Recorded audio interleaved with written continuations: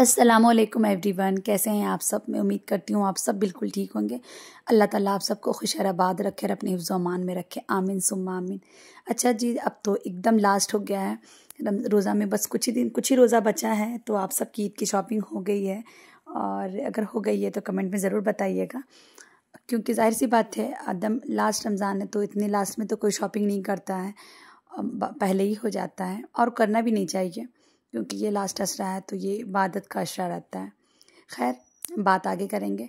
फ़िलहाल यहाँ पे बताती हूँ कि मैं क्या कर रही हूँ। तो मैं ना आज मूंग दाल फुलाई थी, तो मैं सोची थी कि मूंग दाल का भजिया बनाएंगे।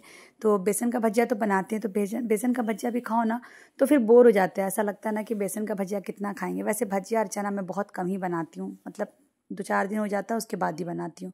तो मैं सोची ना कि मूंग दाल का भजिया बना लेते हैं, थोड़ा सा दही बड़ा बना लेते हैं, क्योंकि दाल मैं थोड़ा ही सा ली थी, पहले ही कही था मैं नहीं ली थी, क्योंकि दही बड़ा वाला दाल कोई भी दाल अगर आप ज़्यादा रखोगे ना तो ख़राब हो जाएगा। तो पहले से मेरे पास रखा हुआ था, तो मैं सोची ना कि दही बड़ा मैं एक बार भी नहीं बनाई हूँ, क्योंकि टाइम ही नहीं मिल रहा था। कुछ दिन आप ही के यहाँ थे, कुछ दिन अपने यहाँ थे, तो रोज़ कुछ ना कुछ बना रहे थे ना, तो दही बड़ा का नंबर नहीं आ रहा था। तो मैं सोची कि आज दही बड़ा बना लेते हैं, क्योंकि रमज़ान में ना दही बड़ा बहुत अच्छा लगता है, क्योंकि वो अच्छा भी रहता है ना, क्यों उससे पेट ठंडा होता है, उसमें दही डालते हैं ना अपन, तो फिर अच्छा रहता है। दही बड़ा ना खाना चाहिए। कुछ लोग तो ऐसे हैं ना कि रमज़ान में ना बहुत ज़्यादा दही बड़ा मतलब खाते हैं। हम लोग बहुत ज़्यादा तो नहीं खाते, लेकिन हाँ 1-2 बार बना लेते हैं, या बना करके फ्रीज़ में 1-2 दिन के लिए रख देते हैं, तो 2-4 दिन वो चल जाता है आराम से। तो इस बार मैं ज़्यादा बना करके नहीं रखी थी, बस थोड़ा सा बनाई थी। तो बस यहाँ पे ना मैं बड़े को मतलब फ्राई कर रही थी, और बड़ा ना बहुत ज़्यादा सॉफ्ट हो गया था। जब हम बड़ा में वो डाल देते हैं ना, सोडा डाल देते हैं, तो बहुत सॉफ्ट हो जाता है। तो ज़्यादा सोडा डालने से ना टूटने लगता है, तो हिसाब से ही डाला करें। और फिर यहाँ पे इमली चटनी बनाएंगे, क्योंकि दही बड़ा जो है ना वो मेन जो होता है ना वो चटनी से ही होता है। ग्रीन चटनी भले आप अवॉइड कर दें, लेकिन जो इमली की चटनी होती है ना वो बहुत ज़रूरी है, उसके बिना ना दही बड़ा अधूरा लगता है। ठीक है, तो पहले यहाँ पे ना मैं इसको ना फुला दूंगी। गर्म पानी से फुलाने से क्या होता है ना, बहुत जल्दी इमली ना फूल जाता है।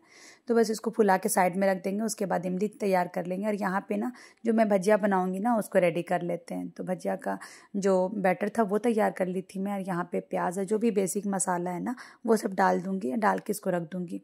असर की नमाज से पहले ना अगर इफ्तार के टाइम सारा काम करके रख दो ना, तो नमाज़ पढ़ने के बाद ना जो बेसिक है, जैसे फ्राई वगैरह करना है तो वो सब कर ले। दही बड़ा का लेयर वगैरह लगाना है, मतलब उसमें दही चटनी वगैरह डाल के, तो ये सब काम ना बहुत ईजी रहता है। फ्रूट काटना है, सैलेड काटना है, तो नमाज़ पढ़ने से पहले जो भी ज़रूरी काम है ना, असर की नमाज़ पढ़ने से पहले वो कर लें।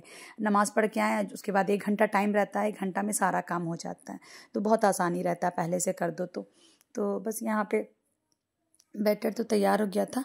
और यहाँ पे दही बड़ा को ना मैं सर्विंग ट्रे में डाल दूंगी। और जो भी दही है ना, क्योंकि दही में अगर डिप कर देते हैं ना तो पूरा सोक कर लेता है, तो ना दही को पहले ना डालें, पहले पानी में डाल दिए, उसके बाद ना ऊपर से दही डालेंगे ना, दही थोड़ा गाढ़ा रखेंगे, एकदम पतला नहीं रखेंगे, क्योंकि उसमें फिर टेस्ट उतना अच्छा नहीं आता है। दही बड़े का जो दही होता है ना वो गाढ़ा रहता है ना, और दही के अंदर ना शुगर भी ऐड करेंगे, तो उससे बहुत मज़े का दही बड़ा बनता है। आप इस तरह से ट्राई ज़रूर किया कीजिएगा। कुछ लोग शुगर नहीं डालते हैं, इसलिए मैं बोल रही हूँ, और कुछ लोग तो डालते हैं।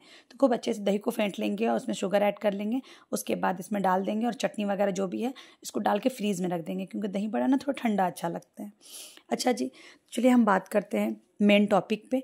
तो मेन टॉपिक ये है कि शब कदर तो गुज़र रहा है इंशाअल्लाह ताला से। कल 27 की रात होगी और 29 की रात होगी। 3 शब कदर जो ताक रात था वो गुज़र चुका, 2 ताक रात बचा है, 27 और 29। ठीक है, 5 होता है ताक रात। शब कदर की जो रात होती है वो 5 रातों में हमें तलाश करना होता है, 5 ताक रातों में हमें तलाश करना होता है। ठीक है, इसकी बहुत सारी निशानियाँ भी है।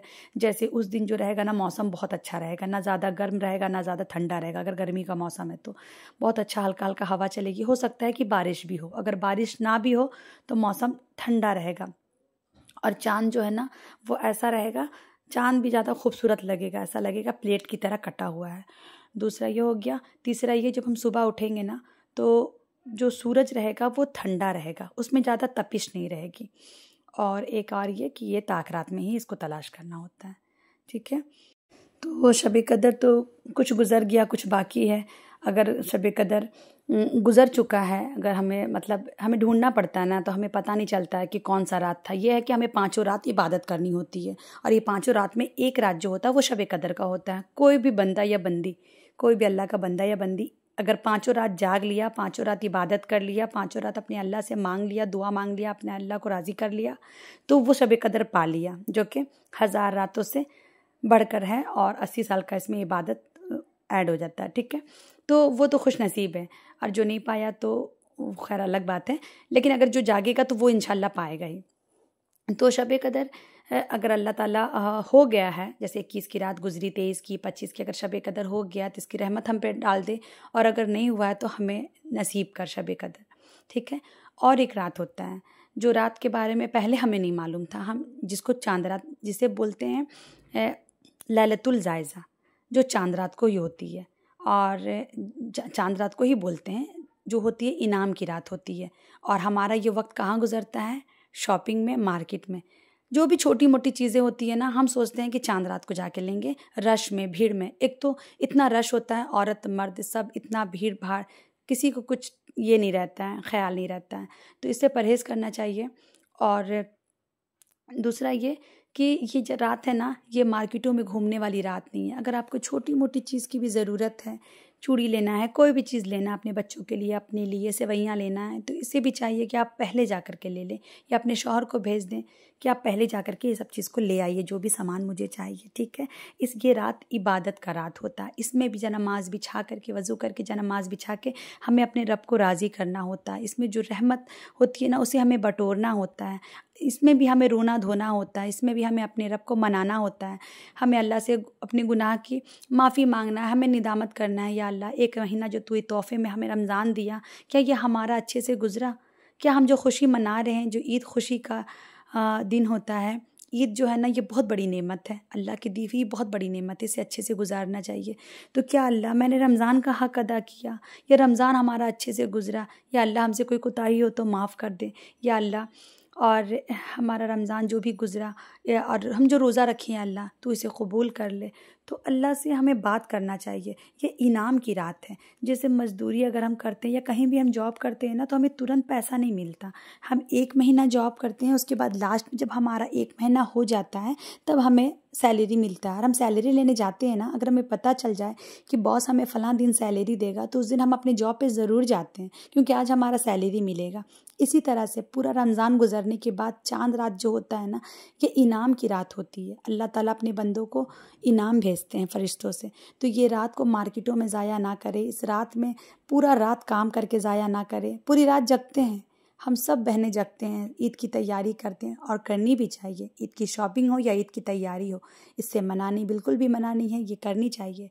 लेकिन जो इस रात का इम्पोर्टेंस है, इस रात की जो कीमत है, हमें उस पर गौर फिक्र करना चाहिए। हमें उस रात को किस तरह से बिताना चाहिए, ऐसे नहीं बिताना चाहिए मेरी बहनों। इस रात में भी हमें इबादत, जब हम 30 दिन इबादत कर लिए, जब हम ताक के 5 रात जाग लिए, तो एक रात अगर जाग जाएंगे तो हमारा कोई नुकसान थोड़ी होगा, हमें कुछ प्रॉब्लम थोड़ी होगा। हम एक रात जाग लेंगे, हमारा कुछ नहीं जाएगा मेरी बहनों। तो ये चांद रात को भी ना आप कोशिश करें कि इबादत में गुजारें। अगर आप काम भी कर रही हैं, अगर हम सुबह ईद की तैयारी कर रहे हैं, दही बड़े बना रहे हैं, कुछ भी बना के रख रहे हैं, या गोश्त काट के रख रहे हैं, प्याज काट के रख रहे हैं, बहुत सारी कामें होती है, तो इसमें भी आप अल्लाह का जिक्र करते रहें, आप अल्लाह से दुआ मांगते रहें, या अल्लाह हम सबकी मगफिरत कर दे, या अल्लाह हम जो रोज़ा रखे उसे कबूल कर ले, या अल्लाह हमारी परेशानियों को दूर कर दे। दुआ करते रहें, इस्तग़फ़ार पढ़ते रहें, तीसरा कलमा, दरूद शरीफ, मतलब अल्लाह का ज़िक्र करते रहें और काम करते रहें। और इस रात भी कोशिश करें कि आप तहज्जुद ज़रूर पढ़ें। जैसे हम 30 दिन तहज्जुद पढ़ें ना, तो चांद रात को भी तहज्जुद पढ़ें। फ़जर बिल्कुल भी क़ज़ा ना करें, फ़जर पढ़ें, और अल्लाह से दुआ मांगी, या अल्लाह जैसे हमारा रमज़ान गुज़रा ना, उसी तरह से हमारा गैर रमज़ान भी गुज़रे। तो बस ये रात को अच्छे से गुजारें। और जो शामी टिक्कियाँ ना मैं अपने घर में बनाई थी, लेकिन मेरे ना फ्रीज़ में कोई इशू हो गया था, तो मुझे ना फ्रीज़ का सारा सामान लेकर आप ही के घर आना पड़ा। और शामी टिक्किया को ना, शामी कबाब जो होता है, वो शामी कबाब बना के मैं आप ही के यहाँ फ्रीज़ में रख दी थी। और यहाँ पे ना बच्चे लोग लाइट लगा रहे थे, आप ही ना पहले ही सब तैयारी कर लेती है, ताकि लास्ट में क्या हो ना, लास्ट में ज़्यादा हौच पौच ना हो। उनको भी बहुत सारा काम रहता है ना, घर का बाहर का, तो इसलिए ना आप ही बोली कि लाइट लगा दो।